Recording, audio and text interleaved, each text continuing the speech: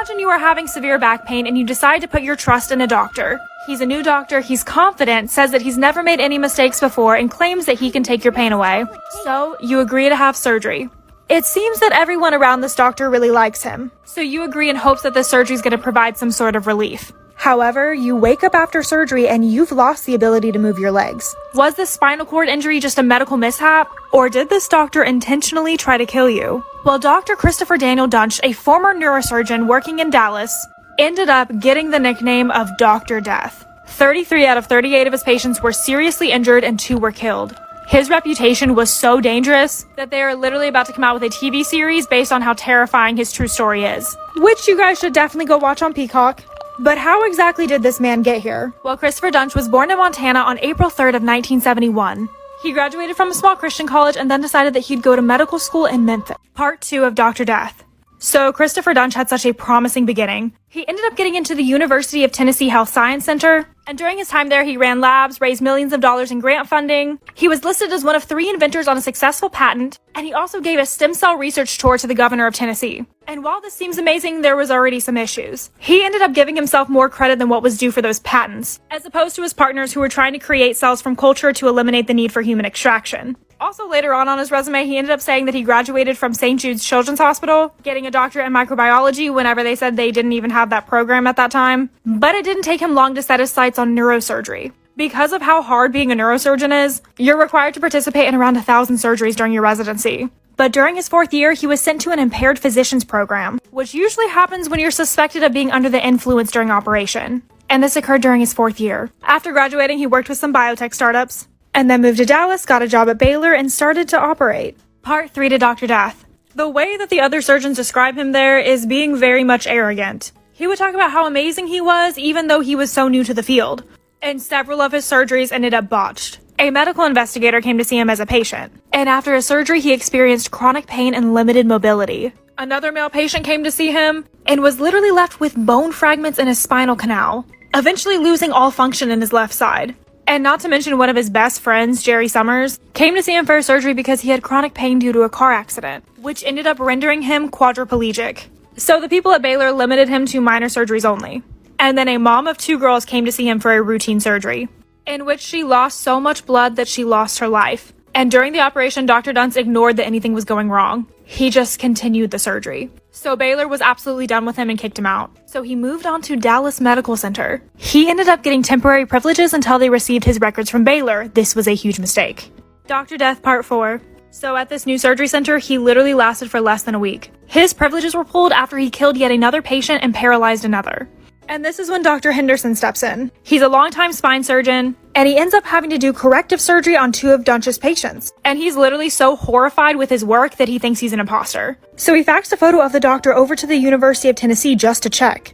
And it really started to seem like he knew what not to do and was doing it on purpose. Anyone with a basic anatomy class would have done better. Since he was only temporary, the hospital was not required to report him. And Dr. Dunch ended up getting 2 more jobs after this, and severely hurting more people. One was left temporarily paralyzed but with permanent pain. And the other one, he mistook a neck muscle for a tumor and cut a hole in his esophagus and left a surgical sponge in his throat. And the surgeon that came in to pick up the pieces afterwards referred to Dr. Death as a crazed maniac, and even said that it was clear that he was trying to kill his patient. It was obvious Texas was going to have to find a way to remove his license. Dr. Death Part 5. So after a lot of investigating, Texas Medical Board revoked his license. And this happened on December 6th of 2013. And his life was just in disarray after this. He went bankrupt. It was literally caught on the Walmart camera stealing merchandise and was arrested. There was still a possibility that he could get a medical license somewhere else, so they had to pursue criminal charges. They opened up an investigation, got him arrested, and started a trial. And during this trial, a lot of things came out. There was clear dangerous behavior between him and one of his long-term ex-girlfriends, and also another side piece of his. And one of his most damning pieces of evidence was an email of his that he was writing to a lover, comparing himself to Einstein and God, and basically stating that he was ready to leave kindness and goodness behind and become a cold-blooded killer. He ended up getting sentenced to prison, but there was a lot of other stuff that came out during this trial. And I also left out so many details throughout this whole story. You guys will have to watch the show on Peacock. They do such a great job of capturing just how scary this doctor is. Am I wrong for wanting to have my wedding even though my sister lost her baby? A week before my wedding, my sister found out she miscarried at 5 months. Obviously, I was very upset for her as losing a baby can be very tough, especially because it was her first baby. but I didn't want it to end up being more important than my wedding. 3 days before my wedding, my sister announces at a family gathering that she wants my wedding to be canceled and changed to a funeral for her baby. I was so upset that she would even ask this. I had been waiting months for my wedding and her miscarriage happened so soon. She burst into tears in front of our family, saying I could wait a few months for my wedding, but she couldn't delay her baby's funeral.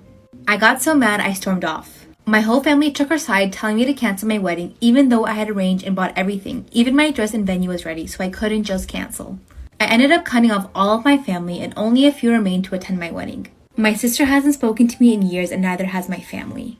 In my opinion, if my sister loses a baby like a week before my wedding, I wouldn't have it. That's just me. Me and my daughter used to be best friends. We did everything together and she truly was the light of my life. But things started to change on her teens. Moodiness, lashing out, lies, etc. I just thought it had to do with her age and that she would grow out of it. I really tried everything. Family therapy, long talks about how much I loved her. None of it worked. She would either roll her eyes back or spit more of her venom. My husband works really long hours and isn't much help, to be honest. My husband is white and I am black and my daughter is mixed, but she looks white and she really takes after her father. I really don't know what I did wrong, but her dislike for me began to become pure hatred. She would question all the time how someone like me could be her mother when she was white and I was black. At some point, she demanded a DNA test, and I said sure, if she paid for it, and she was not pleased with the results.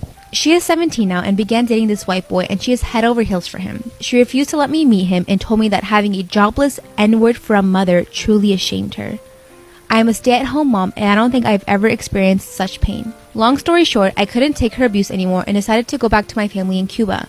My daughter couldn't be bothered to even say goodbye to me. A few days ago, I received a message from my daughter asking for forgiveness. She kept spewing on about how she can't fit in and is in a really dark place and lots of other excuses. It may sound cold, but I don't want to see her face. I don't care about her apologies. I thought I had made the right decision, but my husband thinks I should really hear her out and forgive her.